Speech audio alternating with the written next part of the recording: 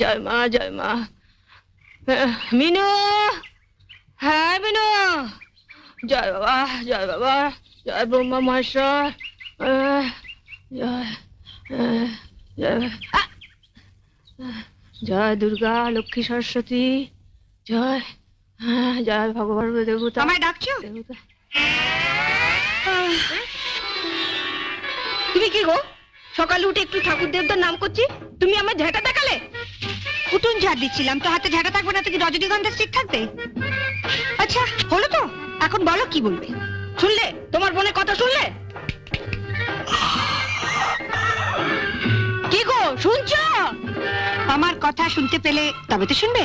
শুনতে পেলে মানে? মানে 10 বছর আগে যখন তুমি এ বাড়ির বউ হয়ে আসনি, তখন দাদা আমাদের সবার কথা স্পষ্ট ভাবে শুনতে পেত। তারপরে এই 10 বছর ধরে তুমি দাদাকে এইসা মন্ত্র ঢেলেছো যে তোমার সব মন্ত্রগুলো জমাট বেঁধে গিয়ে দাদার কান দুটো জাম হয়ে গেছে।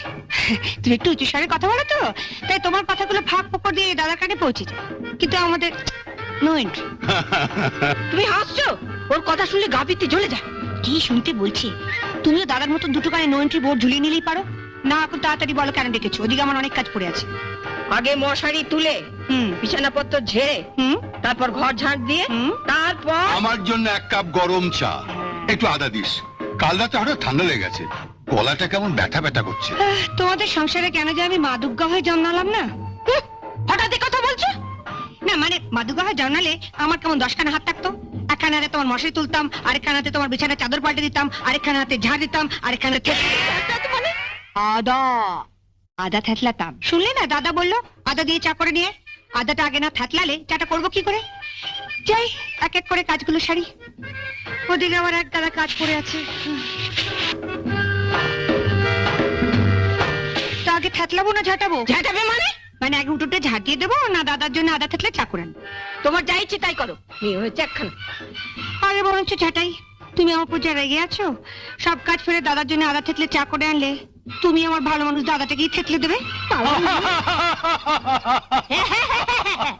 এখন তো হ্যাঁ হ্যাঁ করে হাসছো, বিয়ে দেবার সময় বুঝবে পাত্র চুটলে হয়। নাজুটার কি আছে, দেখতে শুনতে ভালো, কাজকর্ম জানে। কিন্তু যে একখানা মুখ, 7 দিন বাদে দেখবে শ্বশুর বাড়ির লোক হিড়ির করে টানতে টানতে এসে ফেরত দিয়ে যাবে। না না না, তোমাকে যখন বিয়ের 10 বছর বাদেও বাপের বাড়িতে ফেরত দিয়ে আসেনি, তখন ওকেই বা। কি বললে?